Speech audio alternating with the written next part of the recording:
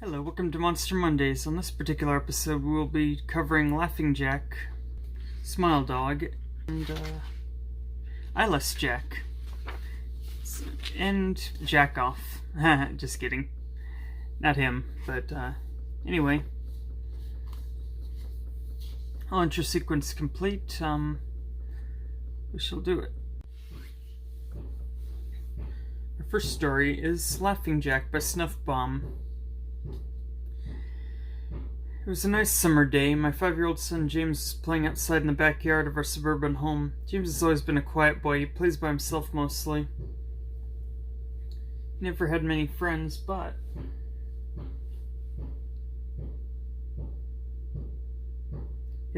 he has always had a wild imagination.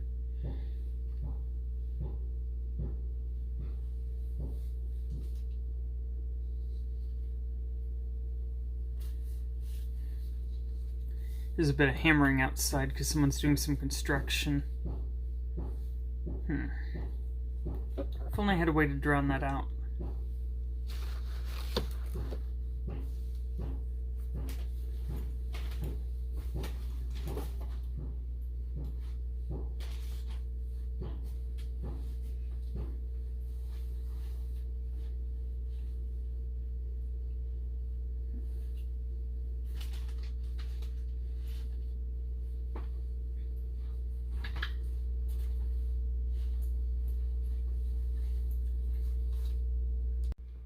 That's better.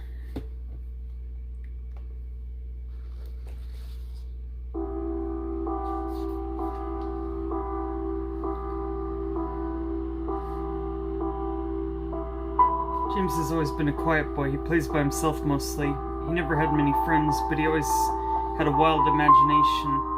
I was in the kitchen feeding our dog Fido when I heard what sounded like James talking to someone in the backyard. I'm not sure who he could be talking to. Could he have finally made a friend? Being a single mom, it's hard for me to always keep an eye on my son, so I decided to go outside and check on him.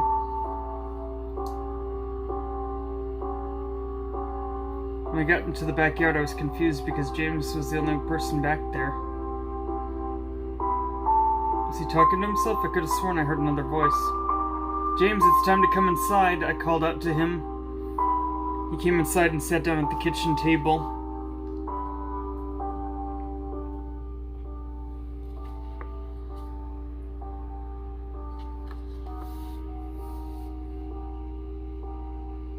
It was about lunchtime, so I decided to make him a turkey sandwich. "James, who are you talking to out there?" I asked. James looked up for a moment. "I was playing with my new friend," he said, smiling. I poured him some milk and continued to pry, as any good mother would. "Does your friend have a name?" "Why didn't you ask him to have lunch with us?" I asked. James stared at me for a moment before replying. "His name is Laughing Jack." I was a bit taken aback by what he had said. "Oh, that's a strange name. What does your friend look like?"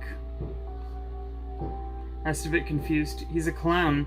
He has long hair, big swirly cone nose. He's got long arms, baggy pants, with stripy socks. He always smiles." I realized my son was talking about an imaginary friend. It was usual for kids his age to have imaginary friends, especially when they had no real kids to play with. It's probably just a phase. The rest of the day went on as per usual, and it was starting to get late. So I put James to bed, tucked him in, gave him a kiss, made sure to turn on the nightlight before I closed the door. I was pretty tired myself, so I decided to go to bed not long after. I had an awful nightmare. It was dark. I was in some kind of rundown amusement park. I was scared, running through an endless field. Empty tents, broken down rides,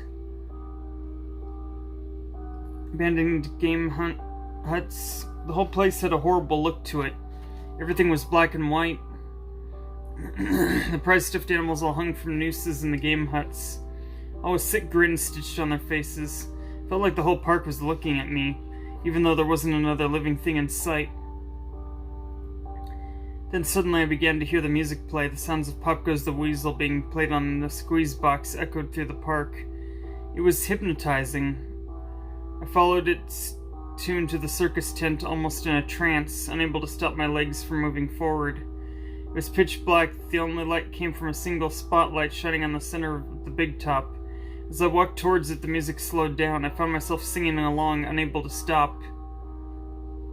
All around the mulberry bush, the monkey chased the weasel. The monkey thought 'twas all in fun. The music stopped right before its climax, and suddenly the lights shot on. The intensity of the lights was practically blinding. All I could see was a dark silhouette shuffle towards me, then another one appeared. And another, and another. There were dozens of them all coming towards me. I couldn't move, my legs were frozen, all I could do was watch as the haunting figures drew nearer. As they got closer, I could see they were children. As I looked at each one, I noticed they were all horribly disfigured and mutilated. Some had cuts all over their body, and others were severely burnt. Others were missing limbs, even eyes. The children enveloped me, clawing at my flesh, dragging me to the ground, and tearing inside me. As the children tore me apart and I faded away, all I could hear was laughter. Horrible, awful, evil laughter. I woke up the following day in a cold sweat. After taking a few deep breaths, I saw that James's action figures were positioned facing me on top of the nightstand. I sighed. James had probably woken up early and put these here. I gathered up the toys and made my way to James's room. However, when I opened the door, James was sound asleep. I just shrugged, placed the toys back in his toy box, and headed for the living room. A little while later, James woke up and I made him his breakfast. He was quiet and seemed a bit groggy. Perhaps he didn't sleep well either. I decided to ask him about the toys. James, honey, did you put toys in Mommy's room this morning? His eyes shot up at me for a moment, then quickly glanced down at his cereal. Laughing Jack did it. I rolled my eyes and responded, well, tell Laughing Jack to keep the toys in your room. James nodded and finished his breakfast and decided to go play out in the backyard. The first thing you're gonna notice about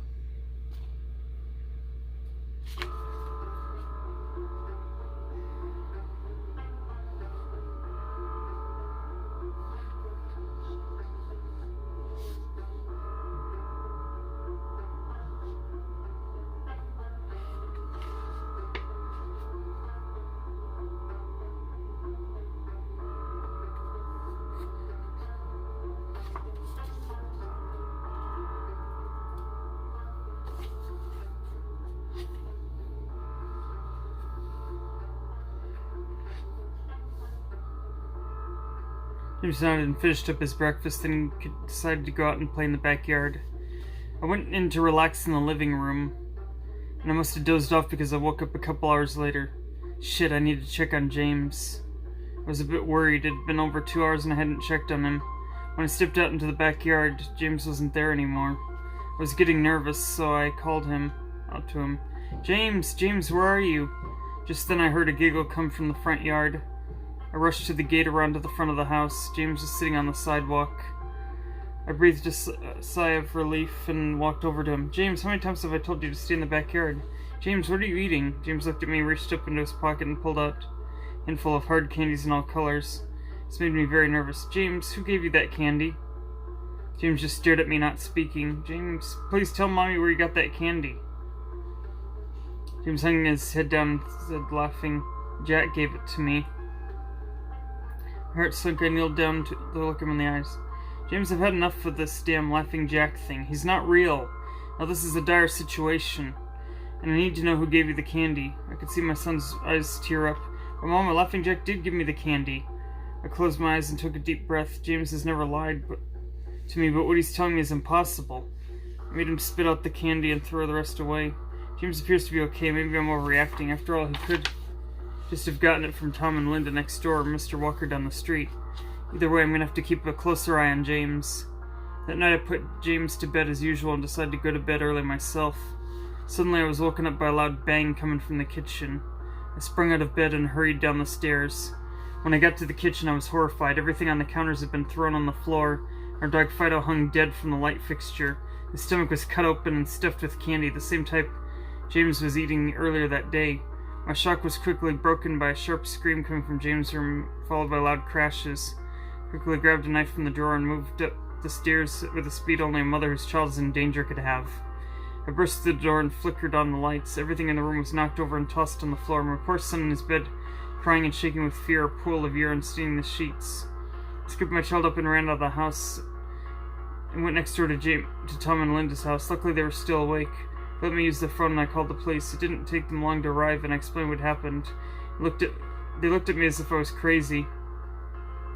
Searched the hospital, all they found was a dead dog and 2 trashed rooms. The officer told me that someone had probably gotten into the house and done this right before making a quick escape when they heard me coming up the stairs. I knew it wasn't true. All the doors were locked and none of the windows were open. Whatever was in my house didn't come from outside. Next day, James stayed inside. I didn't want him to leave my sight. I went to the garage and found his old baby monitor and set it up in his room. If anything comes into it tonight, I'd be able to hear it. I went to the kitchen, grabbed the largest knife from the drawer, and put it on my nightstand. Imaginary friend or not, I'm not letting anything hurt my little boy. Soon enough night came and I put James to bed. He was afraid, but I promised him I wouldn't let anything happen to him. I tucked him in, gave him a kiss. The legacy of that shield is...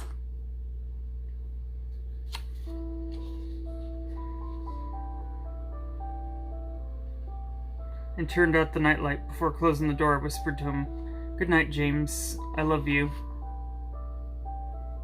I tried to stay up as long as possible, but after a few hours I felt myself drifting off.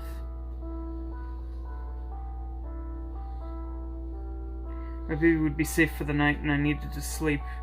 Just as I lay my head on the pillow, I heard a soft noise come from the baby monitor. I put it on the nightstand. At first it sounded like interference, the kind the radio would make, but then it turned into a soft moan. Was James asleep? Then I heard it, the laugh from my nightmare, that horrible laugh.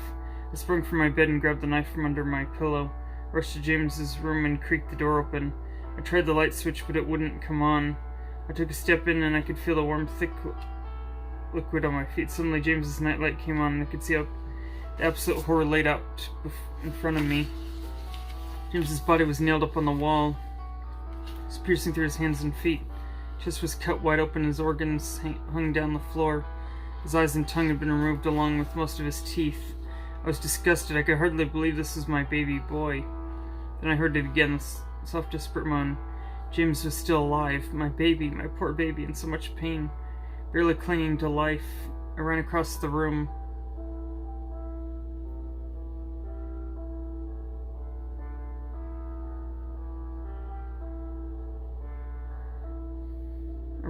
and vomited on the floor, but my sickness was interrupted. A horrible cackle coming from behind me. I spun around while still wiping bile from my mouth, and out of the shadows emerged the fiend responsible for all this horror. Laughing Jack, his ghost-white skin and matted black hair hung down. Grammarly helps make your writing clear and concise, no matter where you are. Compose a cover letter.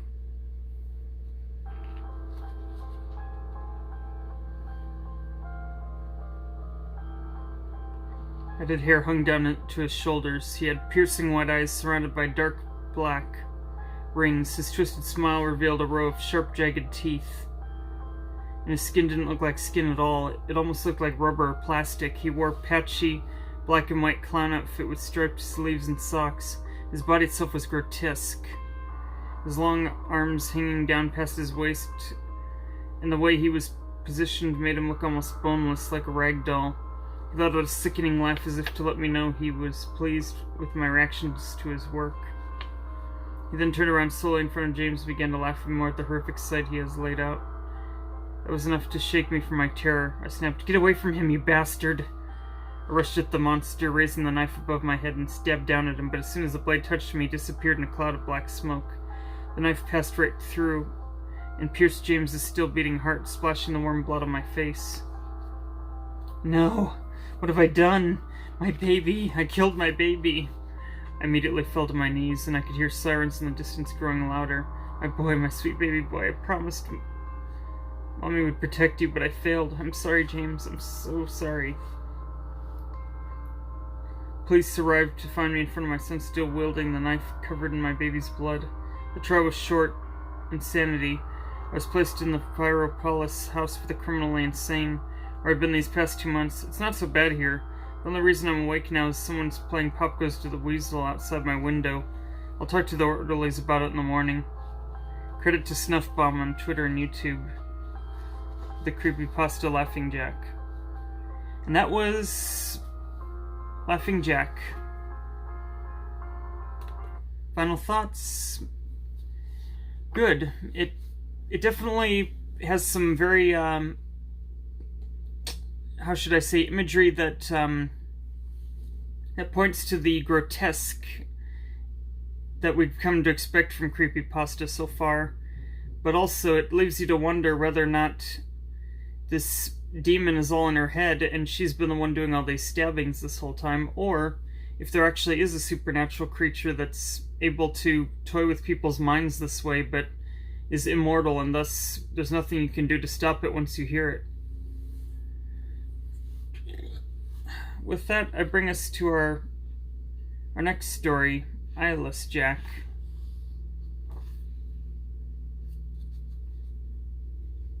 Hello, my name is Mitch. I'm here to tell you guys about an experience I had. I don't know if it was paranormal or whatever stupid words people use to describe supernatural phenomena, but after that thing visited me, I believe in that magical trash now.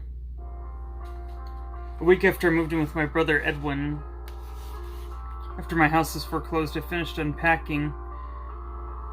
Edwin liked the idea of moving in since we hadn't seen each other for 10 years, so I was excited too. I soon fell asleep after I moved in. After that first week, I heard rustling noises coming from outside. At about 1 in the morning, I thought it was a raccoon, so I ignored it and tried to fall asleep. The following day, I told Edwin about it and he agreed. However, the next night, I thought I heard my window opening and a loud thump as if something entered the room. I darted up and looked around my room but saw nothing. The following day, Edwin dropped his coffee cup when he saw me. He held up a nearby mirror and I saw myself. I had a large gash on my left cheek. After I was rushed to the hospital, my doctor told me that I must have been sleepwalking, but he showed me something that made my blood turn cold. He lifted... This is the number one in America. Revitalift hyaluronic acid serum from the...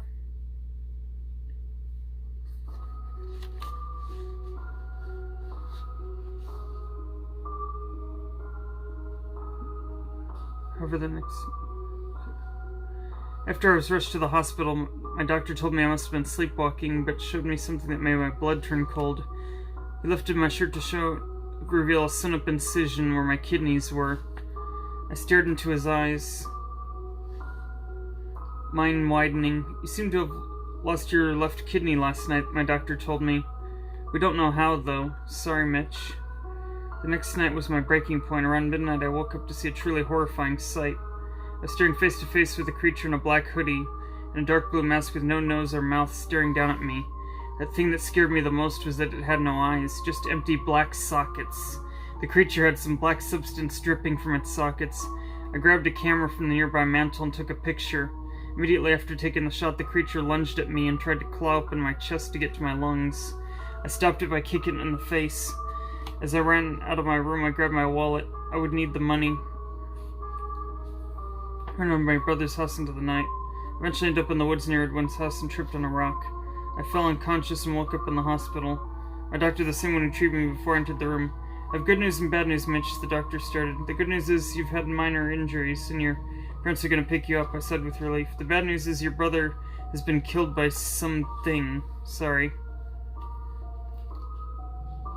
My parents took me back to Edwin's house to collect my remaining belongings, which I did. Upon entering my room, I was scared but I remained calm.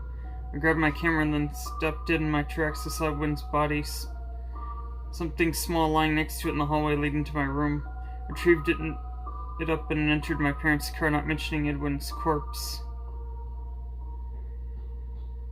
Looking at the thing, I picked it up and nearly vomited. I was holding my stolen half-eaten kidney with some black substance on it. Clear and concise, no matter where you are. Credit to Azelf 5000 aka Thunder Joey. Thanks to flawless writing and compelling...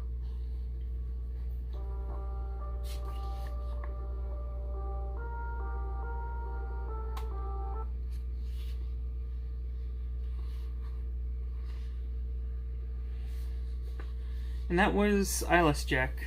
Final thoughts? Short but sweet, didn't overstay its welcome, got to the point. As far as stories go, I kind of would have liked it to draw it a little bit more, you know, maybe just have a little more suspension of disbelief as far as... Well, okay, there's this character that removes kidneys, but... You know, I guess part of the creep factor is that we don't know why, but... The fact of the matter is...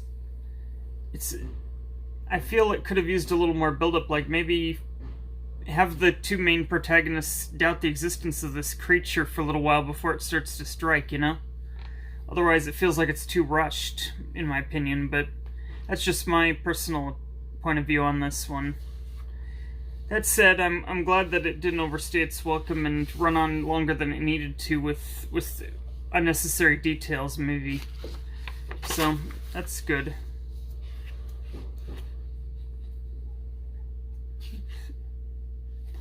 Now for what I presume is our last story of the night. Smile Dog, or Smile.JPG.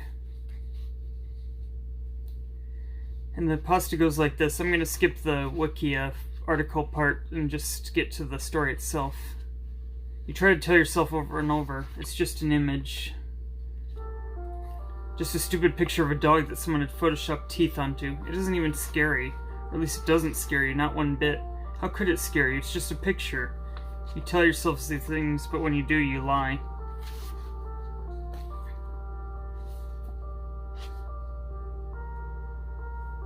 The image does scare you. Something about that smile. Too broad with too many teeth.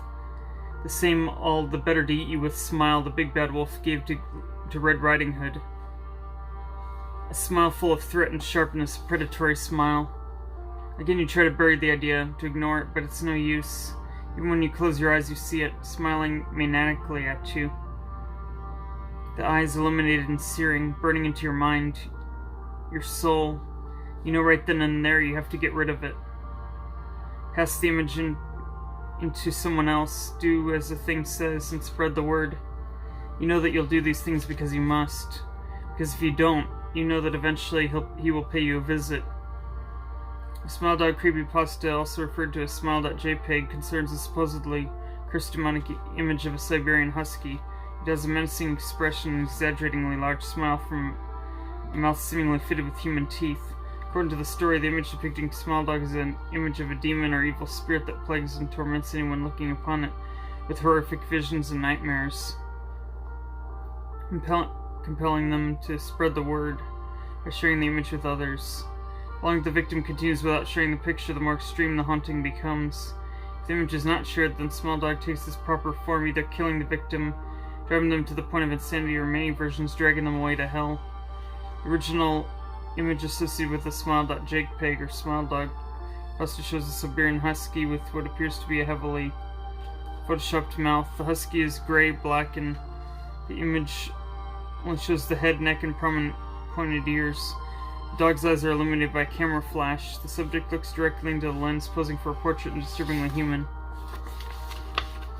However, most unsettling is the smile, which, aside from appearing too wide for the mouth itself to contain, seems not to have canine teeth but more human or primate. Okay, I said I wouldn't do the wiki part, but only just maybe the intro part, so I'm not gonna go over what its superpowers are or anything. Or the influences and impact, just more that introduction to kind of what it's supposed to look like, and then the pasta itself. I first met in person with Mary E. in the summer of 2007. I'd arranged with her husband of 15 years, Terrence, to see her for an interview. Mary had initially agreed, since I was not a newsman, but rather an amateur writer gathering information for a few early college assignments. If all went according to plan, some pieces of fiction. We scheduled an interview that particular weekend when I was in Chicago on unrelated business. Still, at the last moment, Mary changed her mind and locked herself in the couple's bedroom, refusing to meet with me. For half an hour, I sat with Terrence as we camped outside the bedroom door, listening and taking notes while he attempted fruitlessly to calm his wife. Things Mary said made little sense, but fit with the pattern I was expecting. Though I could not see her, I could tell from her voice she was crying. More often than not, her objections to speaking with me centered around an incoherent diatribe on her dreams, her nightmares. Terrence apologized profusely when we ceased the exercise. I did my best to take it in stride. Recall, I wasn't a reporter in search of a story, but merely a curious young man in search of information. Besides, I thought at the time I could perhaps find another similar case if I put my mind and resources to it.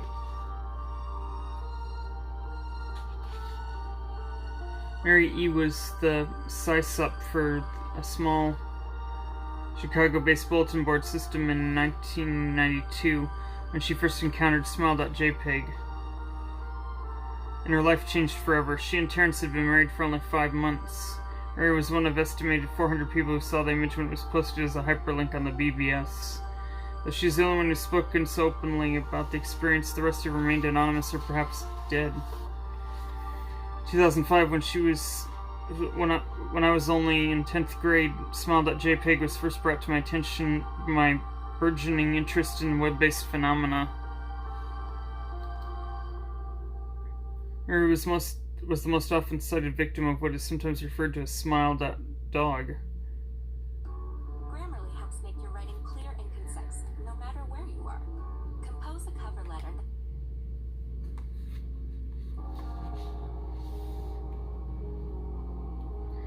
Mary was the most often cited victim of what was referred to as Smile.dog.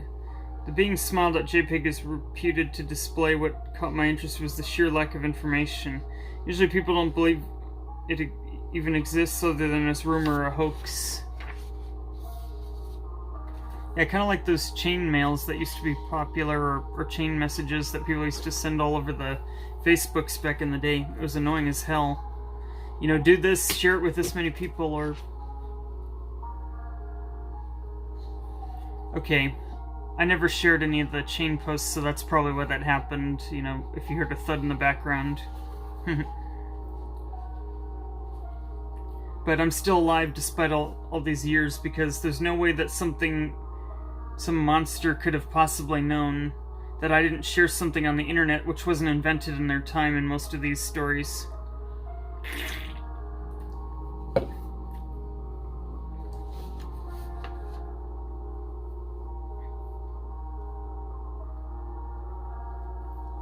Is unique because though the entire phenomenon centers on a picture file, that file is nowhere to be found on the internet.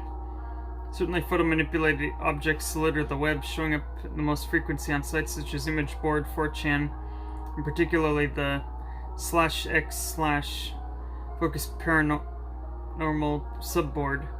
It's suspected that these are fakes because they do not have the effect the true Smile.JPG is believed to have, namely sudden onset of temporal lobe epilepsy and acute anxiety. This purported reaction is why the phantom-like Smile.JPG is regarded with such disdain, because it's patently absurd. However, depending on whom you ask, the reluctance to acknowledge Smile.JPG's existence might be just as much out of fear as it is out of disbelief.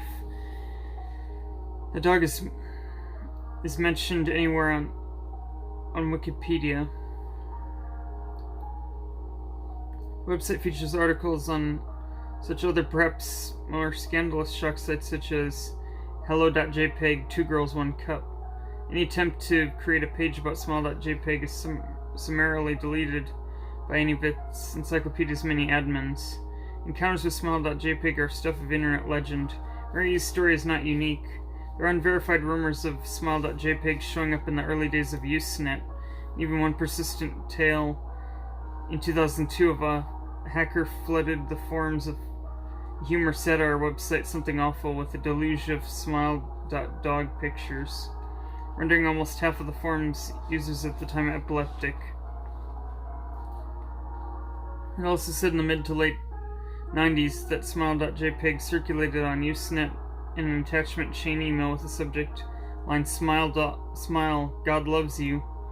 Yet despite the huge exposure these stunts would generate, there are few people who would admit to have experienced any of them, and no trace of the file or any link has ever been discovered. As people who claim to have seen Smile.JPG often weekly joke, they were far too busy to save a copy of the picture to their hard drive. However, all alleged victims offered detailed description of the photo. A dog-like creature, usually described as appearing similar to a Siberian husky, illuminated by the flash of the camera, sits in a dim room, the only background detail that's visibly being a human hand extending from the darkness on the near left side of the frame. It is empty, but usually described as beckoning. Of course,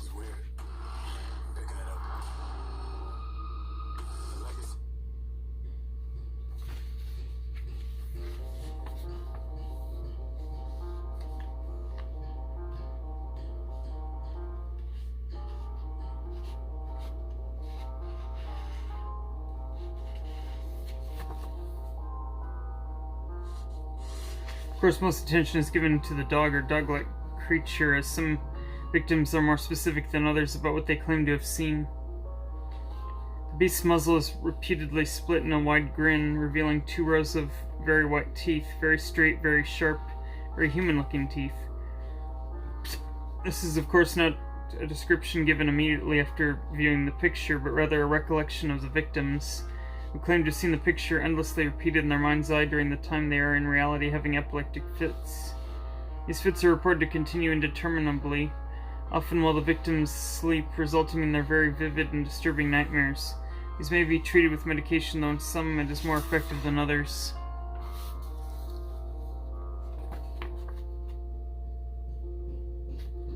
Mary E. assumed was not on effective medication. That's why when I visited her apartment in 2007, I sent out feelers to folklore and urban legend-oriented news groups, websites, mailing lists, hoping I could find the name of the supposed victim of Smile.JPG who felt more interested in talking about his experiences.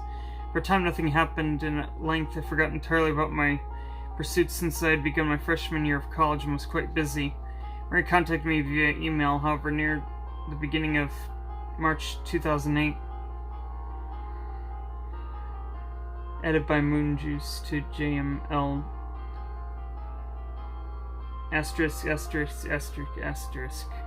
****.com from Mary E at ****.net.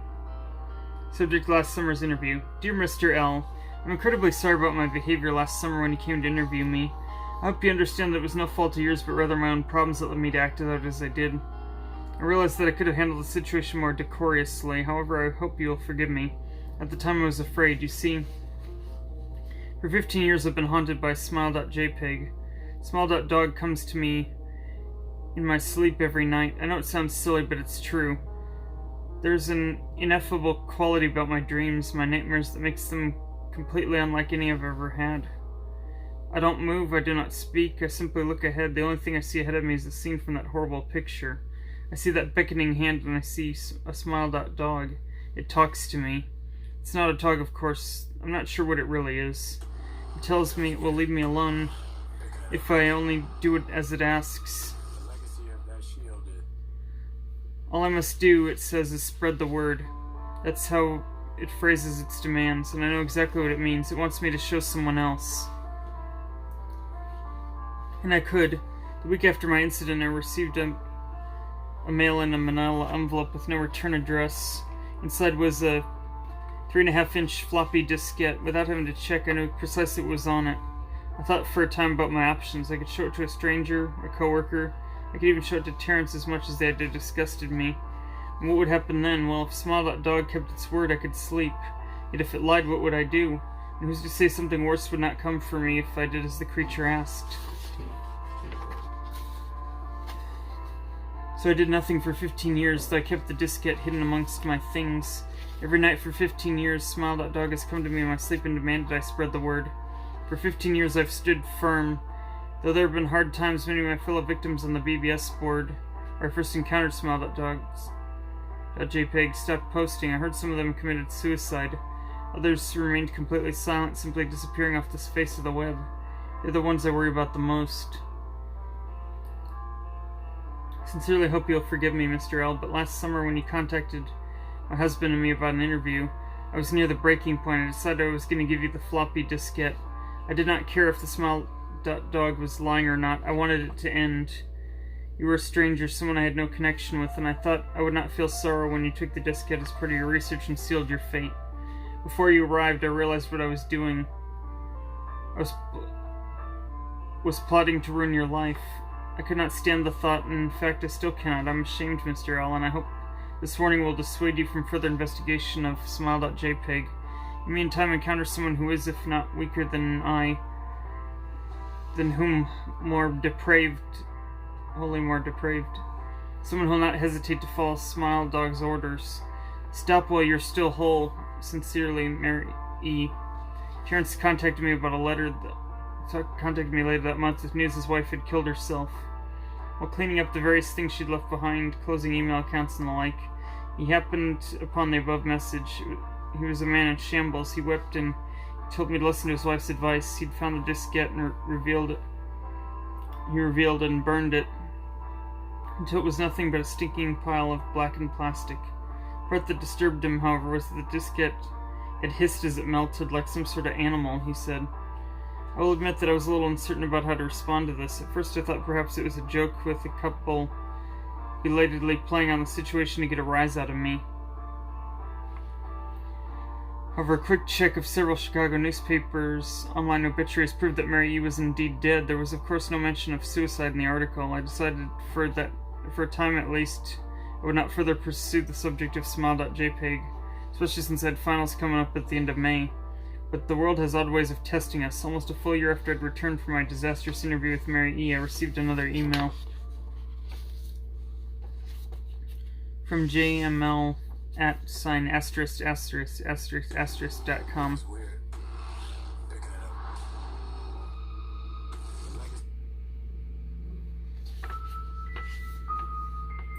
Subject: Smile. Hello. I found your email address through a mailing list. Your profile said you are interested in Smile Dog. I have seen it. It is not as bad as everyone says. I've sent it to you here, just spreading the word. Sideways smiley face. The final line chilled me to the bone. According to my email client, there was one file attachment called naturally Smile.JPG. I considered downloading it for some time. It was most likely a fake, I imagined. Even if it weren't, I was never wholly convinced of Smile.JPG's peculiar powers with her. Mary E.'s account had shaken me, yes, but she was probably mentally unbalanced anyway. After all, how could a simple image do what Smile.JPG was said to accomplish? What sort of creature was it that could break one's mind with only the power of the eye? And if such things were patently absurd, why did the legend exist at all? If I downloaded the image, if I looked at it, and if Mary turned out to be correct, Smile.Dog came to me in my dreams demanding I spread the word, what would I do? Would I live my life as Mary had, fighting against the urge to give in until I died? Or to simply spread the word, eager to be put to rest? And if I chose the latter route, how could I do it? Whom would I burden in turn? If I went through my early intention to write a short article about Smile.JPG, I decided I could attach it as evidence, and anyone who read the article, anyone who took keen interest would be affected. And even assuming Smile.JPG attached to the email was genuine, would I be capricious enough to save myself in that manner? Could I spread the word? Yes I could. Credit to Anonymous. Nobody knows who actually made this particular story, funny enough, which makes it all the more ominous. And so, with that, I bring you to my final thoughts. Yeah, the anonymity of the fact of the person who posted this story does make it just slightly more, maybe it could be true, or maybe they were afraid to reveal themselves lest their credibility instantly be shattered. It's hard to know. All I could say is this pretty much runs along the lines of pretty much every chainmail type, horror movie or horror story you've ever heard of. You get some oddly specific,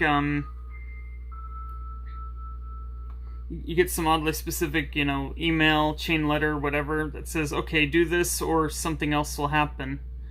Sometimes it's, you make a recipe, or you complete a particular ritual, and then you spread that, letter you got to X number of people who will do the same. You can only do that a few cycles before you get to the end of before you get to everyone in the world, assuming everybody wants to follow along with that. So eventually someone's gonna die from that if there's no sendbacks as the rule for those types of things, assuming there was any reality to it. Now, thankfully, as I alluded before, it's highly unlikely that something like this would happen, because I've gotten more than my share of chain messages, chain email, chain texts. I never forwarded them, and I'm still alive, and that was like 10 years ago or more. So yeah, I'm living proof that is all bollocks. That being the case, this has been Monster Mondays with the Forsaken Scribe. And remember, Mom's not here, kids.